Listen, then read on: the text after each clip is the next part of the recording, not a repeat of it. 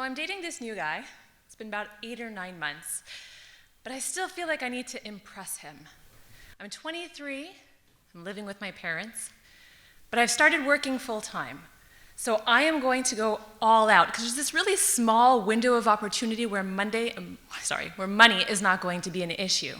It's his birthday, and I buy us 2 tickets to see the Pittsburgh Pirates baseball game in Pittsburgh with a hotel room and airfare for the both of us. Whew! I am going to be the coolest girlfriend. Except, I hate flying. I get really tense and really nauseous, and we're sitting on the plane and I'm trying really hard not to throw up. Meanwhile, he's got his face plastered on the window because this is his first flight ever. So I try not to let my nerves show, and I think, maybe this was a bad idea. I mean, can our relationship withstand him watching me puke on a plane? But I keep it all down. We land, and we have time to visit the Andy Warhol Museum. Now, my boyfriend's from a small town where it's normal, even expected, to speak to complete strangers when you walk by them on the street. I'm from the city. That's weird. It's creepy. So I'm totally taken aback when an older man in a Boston Red Sox t-shirt approaches us, talks to us, and makes a comment about my boyfriend's Montreal Expos hat. The next thing I know, the two of them are walking and talking. Their voices are echoing throughout the museum, talking about the good old days of baseball and talking about Pedro Martinez like he's some god. I don't know what's more surreal. Me standing in a room with empty soup cans? Or being completely ignored by the person I brought on this trip? I mean, I don't even like baseball. Or canned soup. We finally leave the museum, and we make our way to the baseball game at PNC Park. Now, the birthday boy wants pictures of himself in front of the statues of Roberto Clemente and Willie Stargell in his Montreal Expos cap. We stand out. We are obviously tourists.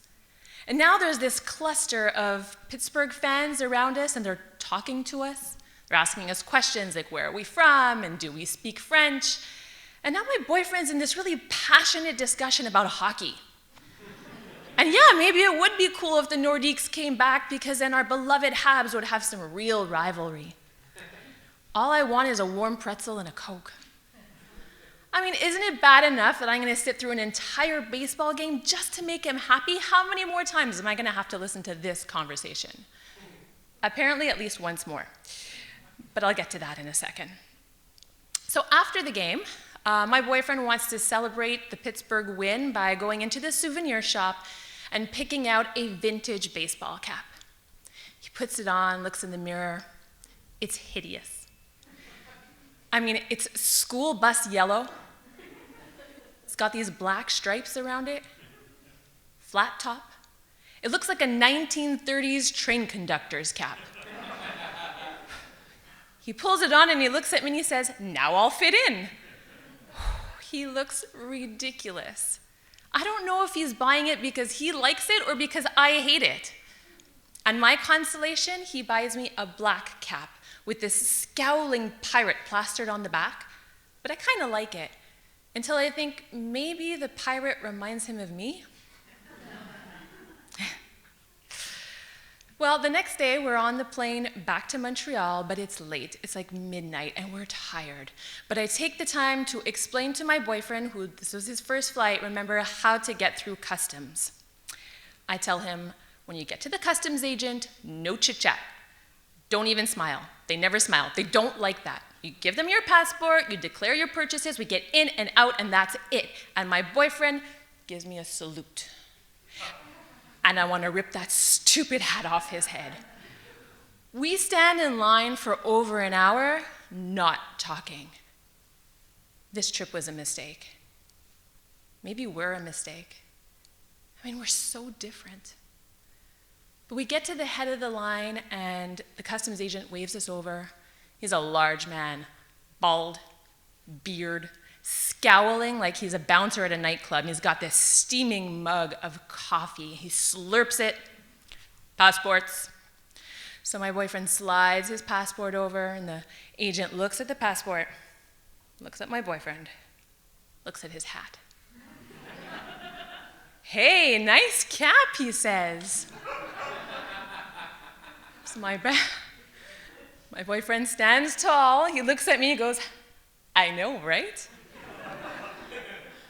Too bad we lost the expos, huh?" The customs agent is starting a conversation. I mean, it's 1 o'clock in the morning and the line behind us is building. There are tired and impatient travelers waiting their turn, and these two are having a full-on conversation about baseball and hockey. They're laughing like they're best buddies in a bar. I slide over my passport, he barely even looks at it. I take it back and I march over to baggage claim. I'm tired, I'm annoyed, I want to get the heck out of here. My boyfriend follows me and he takes me by the hand, he pulls me back and he says, "Thanks for the trip. It was perfect. I love you." His smile is all gratitude and satisfaction. I mean, he genuinely had a great time. And wasn't that the point? So I look at him and his stupid hat, and I kiss him. You know the kind. The "there's no turning back now because I'm so madly in love with you" kind of kiss. I don't even care that the people at the airport are watching us. Fast forward, 18 years later, the story ends well. After having 3 kids together, moving to a small town where I do actually say hello to complete strangers in the street, and this never-ending pandemic, why wouldn't I choose to be with someone who can make the most disgruntled person laugh, myself included? Thank you.